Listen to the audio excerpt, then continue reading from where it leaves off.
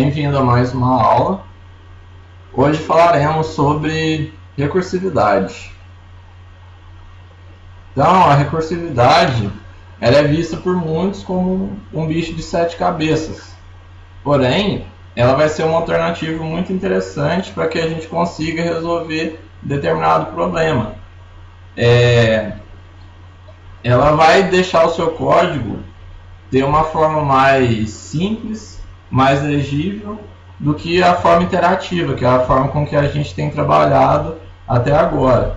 Então vamos tentar entender como é que funciona a recursão. Não sei se você já tinha visto essa bonequinha. Era um jogo de bonecas russas. É um jogo de bonecas russas. Então, a princípio, você vê apenas uma boneca, que geralmente essa boneca é de madeira e é pintada. Mas, se você tirar a parte de cima dessa boneca, que essa boneca, a princípio, ela tem duas partes, a parte de cima e a parte de baixo. Se você tirar a parte de cima, o que acontece? Você consegue ver uma boneca menor dentro dela. Então aí você tira essa parte de cima e tira a parte de baixo. E depois você vai tirar mais uma vez. Você vai conseguir ter uma boneca grande, uma outra menor. E você já tirou a cabeça da outra, você já consegue ver uma outra menorzinha dentro. Então à medida que você vai tirando essas peças, você vai chegar num ponto que você vai chegar numa bonequinha bem pequenininha e que é feita de uma peça só. Então você começa numa boneca grande e à medida que você vai tirando essas peças, são feitas de duas peças, a peça de cima e de baixo, você vai chegar numa bonequinha pequenininha que é formada por uma peça só e não tem como você dividi-la. Então, se a gente for pensar, mas o que essas bonecas têm a ver com a recursividade?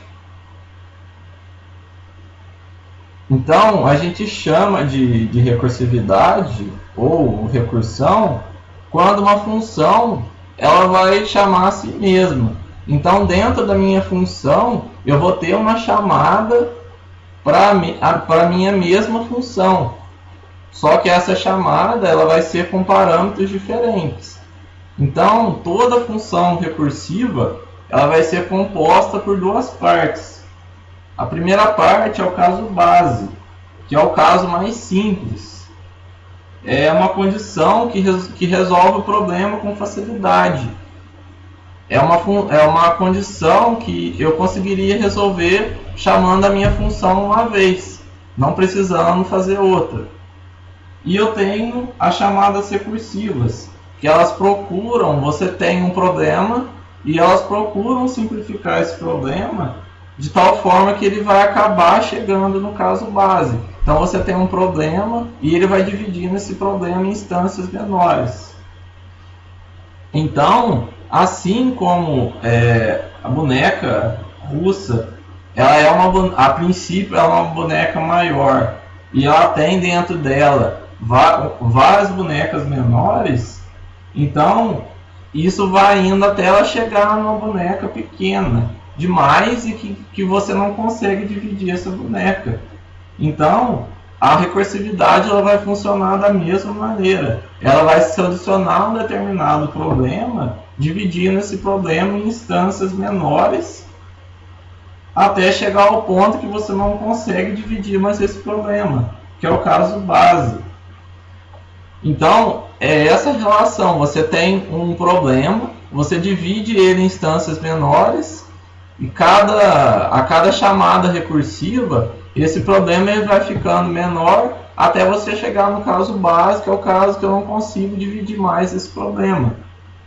Então, em uma função recursiva, a cada chamada de função, ela é criada uma nova ocorrência da função, com comandos e variáveis isolados das ocorrências anteriores. Então você vai ter uma chamada que vai chamar outra, que vai chamar outra. A cada chamada vai ser criada na memória uma nova ocorrência da função. Então é como se eu chamasse a função várias vezes, só que dentro a chamada de uma para outra é dentro da própria função. Então vamos ver como que eu consigo fazer essa questão da recursividade. Então foi isso que eu havia acabado de explicar.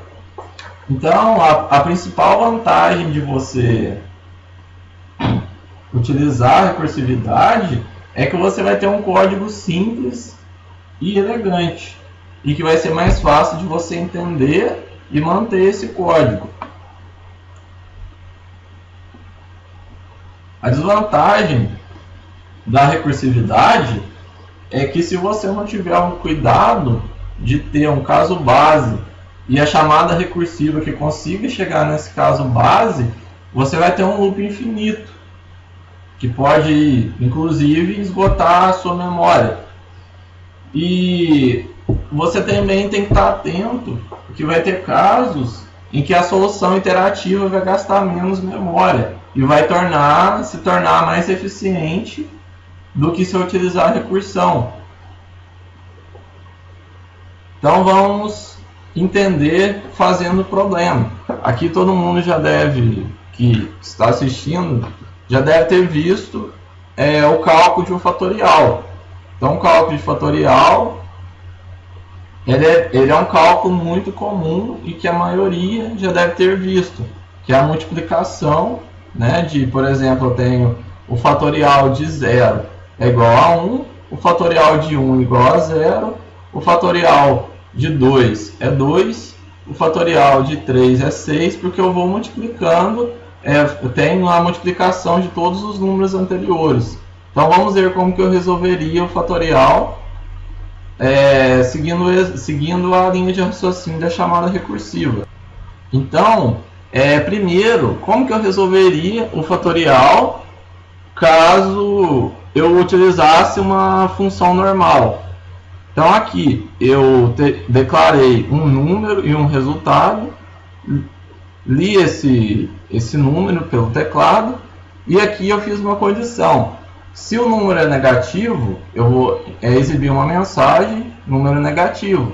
Não vou calcular fatorial de número negativo. E aqui eu faço com que a minha variável resultado receba o resultado da função fatorial e passo esse número como valor.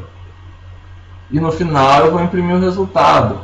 Aqui eu tenho esse número que vai vir o valor que foi na chamada da função. Eu declaro um contador e um resultado que vai receber, a princípio, vai valer 1. Então, e aqui eu tenho um for. Esse for começa em 1, ele vai ser executado enquanto o i for menor ou igual a 1, e a cada iteração ele vai incrementar. E o resultado vai ser o resultado vezes o contador. Então, por exemplo, se eu calculo o fatorial de 0, ele vem para cá, 0 é menor ou igual, i vai começar em 1, ele é menor ou igual a 0? Não, ele é maior que 0. Então, quando for 0, ele nem vai passar por aqui, nem vai usar esse for, vai retornar o resultado 1, que foi inicializado aqui direto. Caso o fatorial seja 1, ele vai vir aqui e vai ver que i é menor ou igual a 1, porque o i começa em 1. Então ele vai fazer resultado, que é 1 vezes o valor de i, que é 1. Então vai dar 1 do mesmo jeito. Incrementa o i, aí aqui essa condição não vai ser atendida, porque o i vai ser maior que o número. Então eu vou retornar 1. Caso o fatorial seja 2, faço aqui primeiro resultado, que é 1 vezes 1 igual a 1, incremento meu contador, ele ainda vai ser igual a 1, que vai ser 2, faço o resultado igual, que era 1 vezes 2, que é um contador, vai dar 2, incremento o i, ele já vai ser maior que o número, então vai retornar 2 o resultado. Então é assim que eu faria uma solução interativa. Então percebam que aqui você tem um problema que é uma condição que eu resolveria ele sem passar pelo for, que é quando o nosso número for igual a zero. Agora vamos resolver na forma recursiva. Eu tenho o mesmo corpo aqui, não vou aceitar números negativos, vou imprimir um erro, vou chamar a minha função fatorial, só quem agora está recebendo é a variável fat, e aqui eu tenho uma saída, fatorial de número, que é o número que eu vou digitar, vai ser fat. E como é que eu faço isso? Então, vou fazer a minha função fatorial, e aqui eu tenho vfat, que vai ser a variável que eu vou retornar no final da função. A primeira coisa que eu tenho que fazer para resolver uma função recursiva é encontrar o caso base, que é o caso que eu resolveria facilmente a minha função, ou, como a gente vai ver aqui, seria a fase que eu resolver, o jeito, a condição que eu resolveria com uma chamada de função sem precisar de recursividade. Então, como a gente viu no problema anterior aqui, caso o fatorial fosse zero, eu nem entraria nessa condição aqui, já retornaria 1 direto. Então, o meu caso base é quando o número for igual a zero, ele retorna 1. Então, eu coloco aqui, se n for igual a zero, eu retorno 1. Caso não for zero, ele vai fazer a seguinte chamada recursiva: n vezes fatorial de n menos 1. E vou retornar esse valor aqui no final. Aí você me pergunta, mas como que eu sei, como que eu vou saber montar essa chamada? Então, você vai ter que ver que, por exemplo, o caso base, você vai ter que fazer de alguma maneira a sua chamada recursiva chegar nesse caso base. O meu caso base, o n igual a zero é a condição. Então, eu tenho que fazer com que meu n chegue a zero para que ele chegue no caso base. E a gente sabe que como o fatorial é multiplicação, então eu vou multiplicar o n de cada iteração e vou fazer com que a cada chamada ele diminua 1 esse fatorial. Então vamos supor aqui que fosse o fatorial de 2, de 1, por exemplo. Então o fatorial de 1 seria igual ao n, que é 1, vezes o fatorial de 1 menos 1, que é 0. Então, n vai ser igual, o fatorial de 1 vai ser igual o 1 vezes o fatorial de 0, que é 1. Então, se eu chamasse essa função aqui, ele chamaria uma função com o n0, eu entraria aqui, retornaria 1 aqui, isso aqui é como se fosse igual a 1, multiplicaria e entraria. O fatorial de 2, então eu teria 2 vezes o fatorial de 2 menos 1, que é 1. Então 2 vezes fatorial de 1, quanto que é o fatorial de 1? É 1. Então eu já chegaria no resultado e retornaria. Então vamos aqui fazer uma execução. Então aqui eu vou digitar o número do fatorial. Se o fatorial for 0, vai retornar 1. Se o fatorial for 1, vai retornar 1. Agora, se o fatorial for, por exemplo, 4, vai retornar 24. E vai funcionar dessa maneira. Vamos supor que eu queira calcular o fatorial de 4.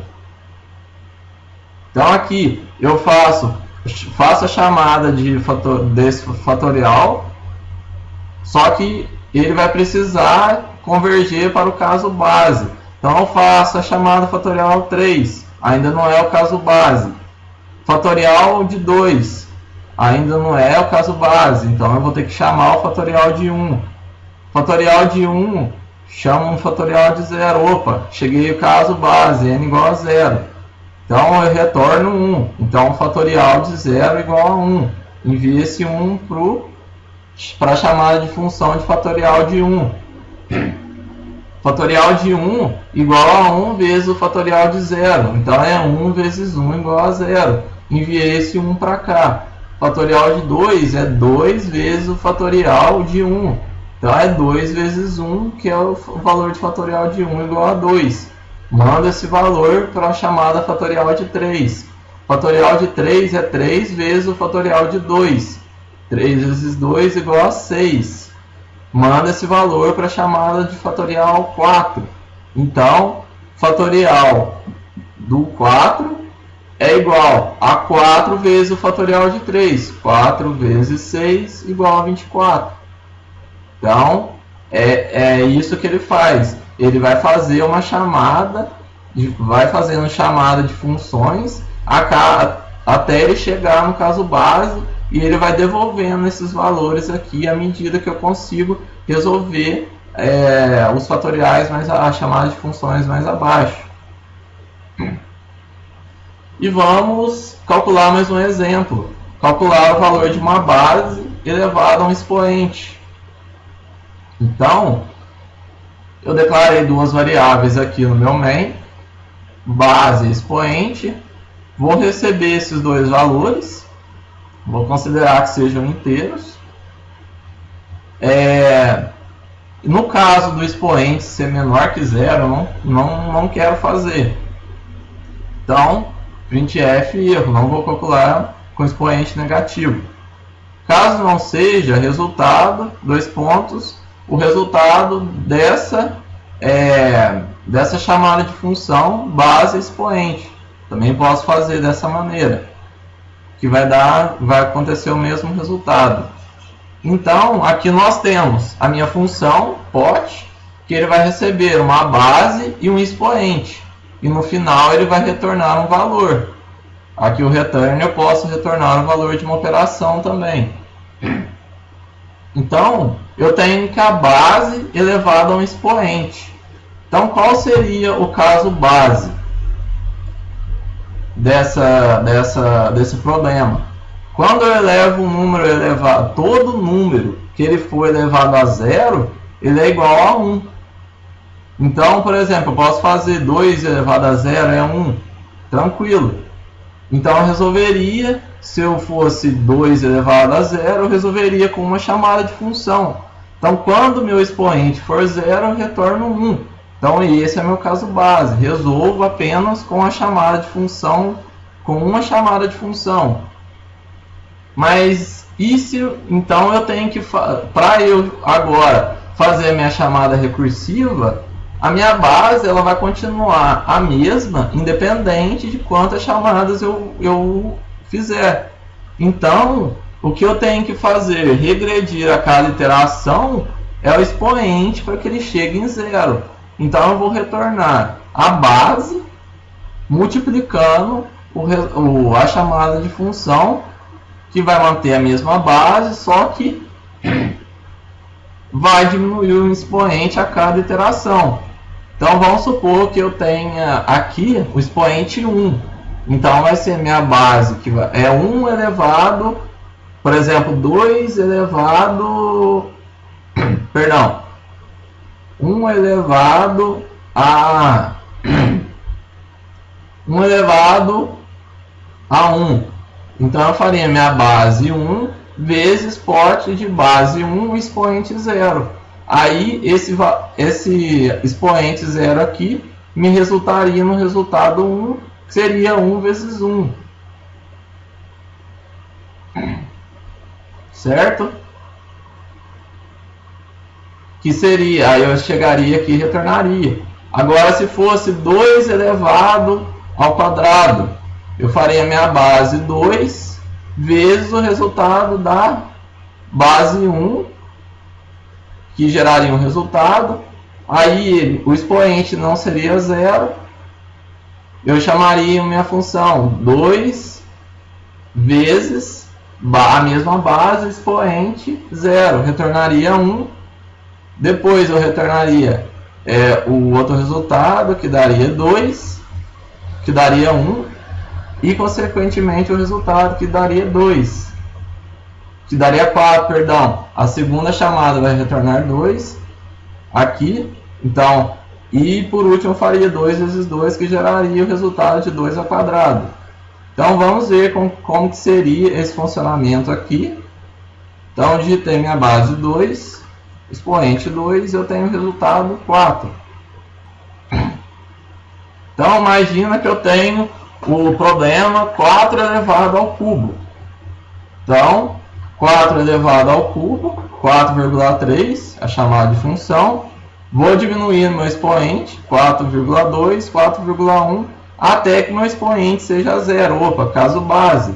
Retorno todo número elevado a zero igual a 1. Então, potência de 4 elevado a zero igual a 1.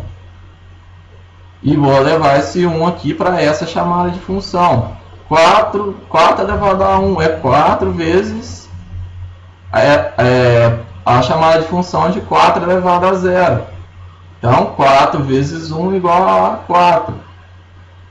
Passa esse valor para cima. 4 elevado ao quadrado é 4 vezes 4 elevado a 1. 4 vezes 4 é 16. Manda esse valor para cá. 4 elevado ao cubo é 4 vezes 4 ao quadrado. 4 vezes 16, que é igual a 4 elevado ao quadrado, igual a 64. Certo? Então é dessa maneira que a gente vai trabalhar com a recursividade. Então é muito importante que você entenda essas partes da função, da função recursiva, para que você consiga desenvolver os seus problemas. Obrigado pela atenção e até a próxima.